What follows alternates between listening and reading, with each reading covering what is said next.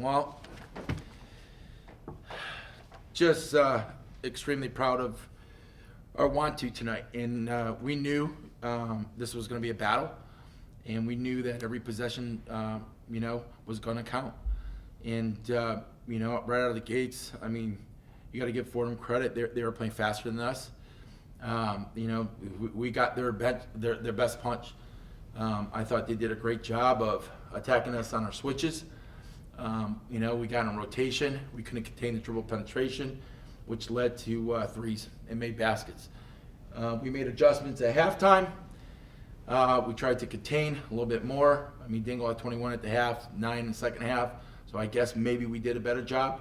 But she just played extremely well. But I'll tell you what, Bernaya Mayo played on another level here tonight. And hopefully you guys got to see how special of a player she is. I mean, these are the things that we see, on a daily basis. And, this is now, I believe, her second game winner, right, at Richmond, this one here tonight. And just kept her composure, to finish the play, And so just it wasn't our best basketball, but we still found a way to win. I thought McKenna White was really good. We switched everything down the stretch. She contained Dingle one-on-one defensively. And, Dingle couldn't get a shot up and made the pass. And, the rest was history there. And they couldn't get a shot up the last possession. But, we're prepared for these moments. And, I'm just proud of our effort. And Sam Breen hit some timely buckets down the stretch, made free throws. Destiny Floxy made some big threes for us. So it was a battle. And, we're learning from this game. But I'll tell you what, 5 years ago, we don't win these games, and now we are. And, our 20th win in the season. And, extremely proud of the team, our want-to, and our effort. Questions? I've watched your team for 3 years now, and it seems like every time it's a UMass Fordham game, it sort of just gets better and better, more competitive. This is the last time you guys will see them in the regular season, but how would you kind of begin to describe how different and how special this specific Fordham win is? And is there anything you think about Fordham that brings out this kind of want-to in your team? Well, 7 years ago, when we played Fordham, and I told my team this before we took the floor tonight, I wanted to beat them, and I thought about why did I want to be that team? One, they played really, really hard, and they win, and they were winning championships, and I said, just one day I hope that we could beat them, and not only have we become them, we're better than them, and so I think this rivalry is special. You got some really good players on that end. There's no question about that. And the fact that we were able to pull out this win tonight is outstanding. And we're going to continue on our journey, and we're going to continue to rewrite history here. It's kind of been a mission of this program to get more and more fans out to games, more and more students. How big was it in this game to have them out in numbers and to play the way that you guys did? Yeah, maybe we did, maybe we played this way for a reason, to make it entertaining. I don't know. My staff, everyone says, it's a great game. And, I'm like, yeah, it's a great game, all right. I think it's everyone's, perspective on things. And, I just think that, they saw two really, really good teams just competing and understanding, how monumental each possession was. And, for them to see us, come out with a win and have that sense of pride, it's just, when we win, we all win. This is everybody, and I've always said this, I by no means did I do this by myself here.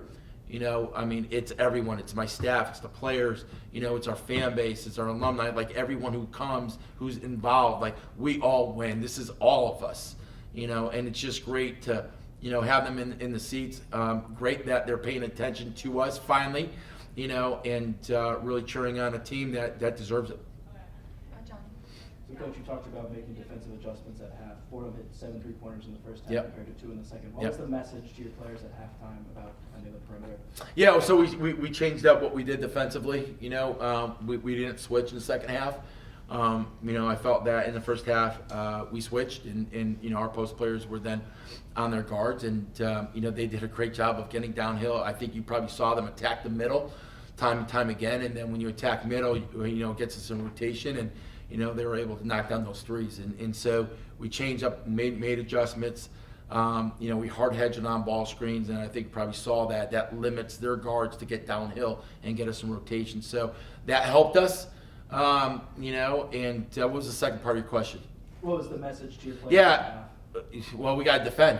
We got to defend, and we got to sit down in stance, and we got to level off. And what I mean by leveling off is so when you get beat, right, you just don't stop. You got to stay on their hip, and you got to get there. You got to stay on her hip, and you got to stay with her.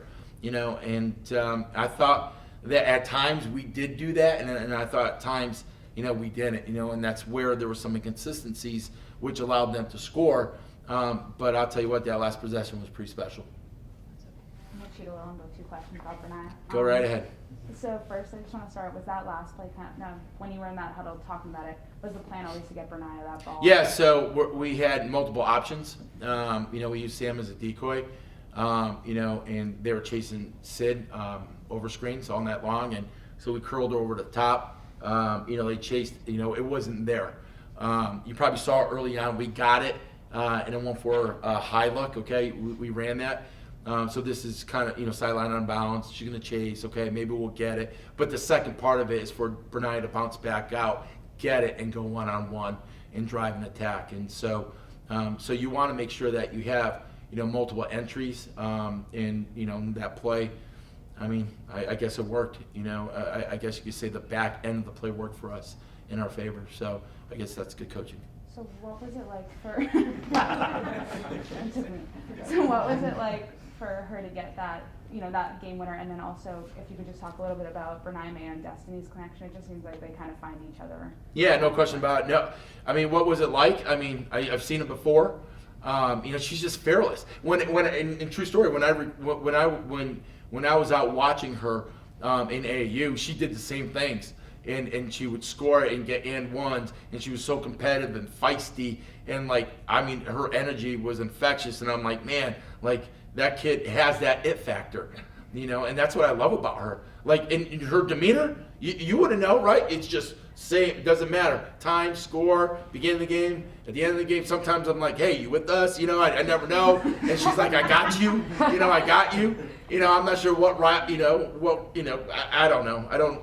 So, but regardless of time, score, situation, she's just man, right here all the time, and continues to make big plays, and we saw this. We saw this in the recruitment. We've seen it throughout her course of her career, and that's why I've always told you guys she's special, and I think she definitely showed that here tonight. Going away from the game tonight a little bit, Sam got named to the semifinalist for the Buckingham Award. Can you talk a little bit about what it means to see her get recognized for the second straight year with that award and what she's Yeah, done? When Sam brings it on, she's the most. In my opinion, she's the best player that has ever played here. Hands down, and she's special. And even though, I had a couple choice words for her today, during the game, I'm taking it all in, because you look at everything that she's accomplished, it's been super special, and in a couple weeks it's gonna be over, so I'm enjoying this, but for her to be recognized, she should be. I think she's one of the best basketball players in the country, easy top 20, 25. I don't know, Nathan, you probably know the numbers. When you crunch her numbers throughout the country, I want to say that I think top 20, I think. But don't quote me on that. But you guys probably would have to look at that. She's the 11th most valuable player There in you the go. country. And she's behind lottery picks. Yeah. So I underestimated her. She's pretty good. We'll take Lulu and then final question from Jacob after. I mean, every coach will say they trust all their players no matter what. That's kind of a given. But at the end of the day, it's somewhat rare to kind of have 5 players on the court that you would trust to hit a game winner like you had tonight. I mean, I think all of us were sort of like, who's it going to be? Anyone can hit from the foul line. Anyone can kind of hit from a jumper, layup, three-pointer. How does that make you feel knowing that, one, you're heading into kind of the most competitive part of the season, but you also have a roster that is incredibly dependable when you need them to be? It's a great feeling, you know, and it just gives me a lot of options, you know, and I just felt that, you know, if we couldn't get the easy layup over the top, I'm like, we got to give it to Brianna. I mean, she's playing really well, and she's confident. I'm like, we got to go to her again, you know, and like I said, I've seen it before. I trust her with the ball in her hands because I'm like, she's going to make something happen. And she figures out a way to get to the rim. So I'm like, we're going to get a high percentage shot regardless, or we're going to get fouled, we're going to go to free throw line, or something good's going to come out of it. And so, you know, that was just a play, you know. But, you know, I'm fortunate, you know, at any point in time, you know, when you look at our starting 5 and McKenna coming off the bench, like, we have players who can score the basketball. And, you know, at times, certain nights, depending on what teams are doing to certain players, it may not be their night, it may be their night.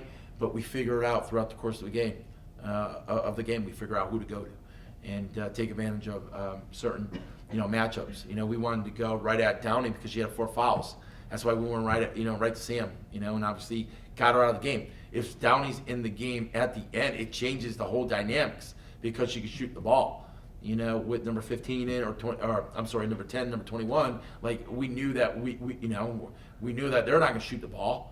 You know, so we knew that obviously it's and with what they run, excuse me, you know, Dingle's the one who wants the ball in her hands late game, you know, and she really didn't want to pass it up until she had to, you know. But to get back to your question, to answer your question, I guess, I feel very fortunate and I love coaching our players. Thank you, Jen. Thanks, guys. Thank you. She came in here and popped it. Thank you. I don't want to get up. We'll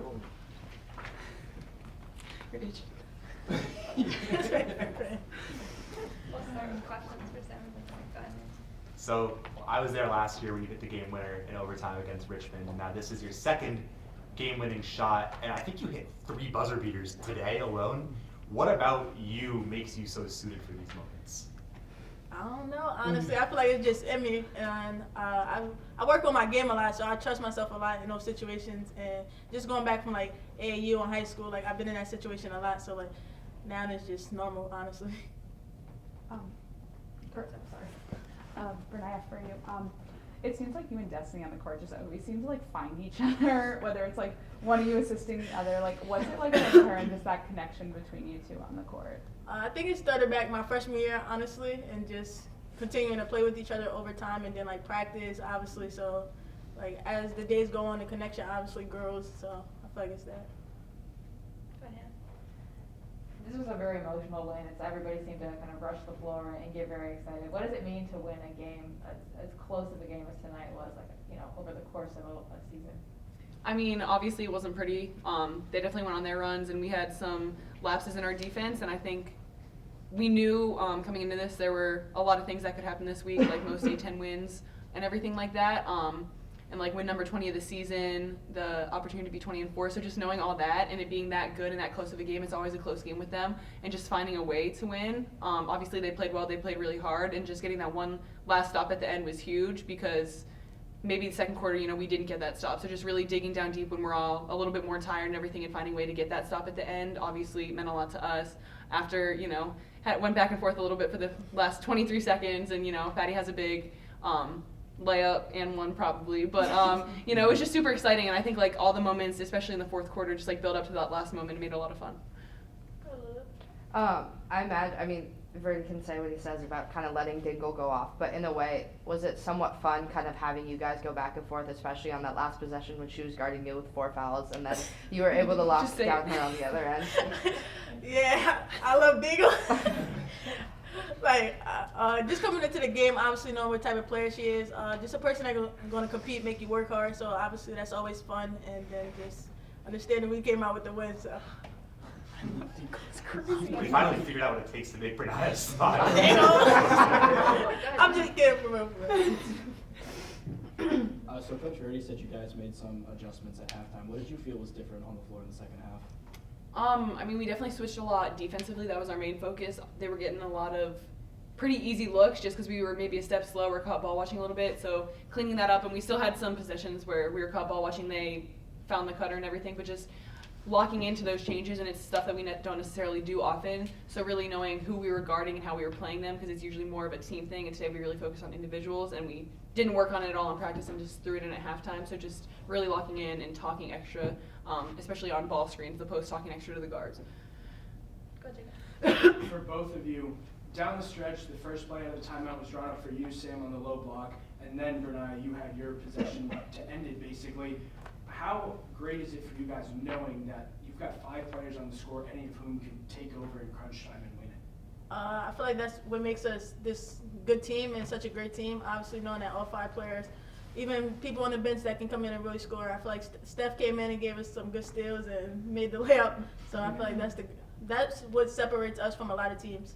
Yeah, I agree. I think obviously it's like really special. It's really difficult to defend because you're doubling one of the post players. We kick it out. We have 3 ready shooters on the perimeter, so it's like kind of a lose-lose situation, and especially in my eyes, like if you're doubling one of us, if you're playing off Angelique and McKenna, they can knock down the mid-range shot, so it's kind of just like a lose-lose, and you have to figure out what you want to give up against us, and everyone on our team is so well-rounded, not just like a one-level player, so I think it's really difficult to defend, and that obviously helps us out because no one's going to know who the ball is going to in any given moment. Sam, just from your point of view tonight, seeing Bernaya just kind of completely go off, basically. Just, can you talk a little bit about like what it was like to see that and just seeing her get now her career best? Yeah, I mean, obviously super exciting. Not the most surprising because she has finishes like that probably every single day in practice, and that's not an exaggeration. Like sometimes she'll literally find her way to the basket, no one knows how, and it goes in. So really not surprising. It's kind of been a long time coming, honestly. And I'm super obviously happy for her. And it was, obviously I wasn't like watching, but like it was definitely fun to watch and play with. So like I can only imagine how exciting it was for everyone in the stands, but obviously super, super fun. And I think that's what made it really exciting is that like all of us were just as excited for her, probably more excited for her than she was for herself. I asked Coach Murray the same thing, but it's been a big mission of the program to get more fans, more students out to the games. How big was it having their energy towards the end of that game and really throughout the whole game? I mean, it was awesome. We definitely fed off it. I feel like, I know last year, it's in our minds, when we had like probably our 2 biggest crowds, we didn't come out with the win in either of them. So just keeping that in the back of our minds, when we came out, had a great crowd, obviously, and they were loud. And it was awesome. A lot of students, I feel like, even if they're not in the student section, but we heard them, we felt them, and really being able to get the win for them as well is super exciting. You know, like first home game, first school night game with everyone back, and we definitely felt it, and I think that definitely helped carry us even when we were like going through our woes. Not to take the spotlight off of Bernaya, but Sam, you got the semifinalist nod for the Becky Hanlon season, the list. Can you talk about what that means for you to get that for your 2nd consecutive year? Yeah, I mean, that's super exciting, and it's funny because I don't really necessarily know all the time until I see it on Twitter, so when I got the notification, like, obviously that's super exciting, and I say it all the time, but, like, all that stuff is, like, awesome, and it's definitely appreciated. Like, we all work super hard, so I'm definitely very appreciative of it, but none of that really means as much as that one big trophy at the end. So whatever comes along with that is great, but that one big trophy at the end is what's most important. Thank you, Sam. Thank you, guys. Thank you. Congrats, Bernaya.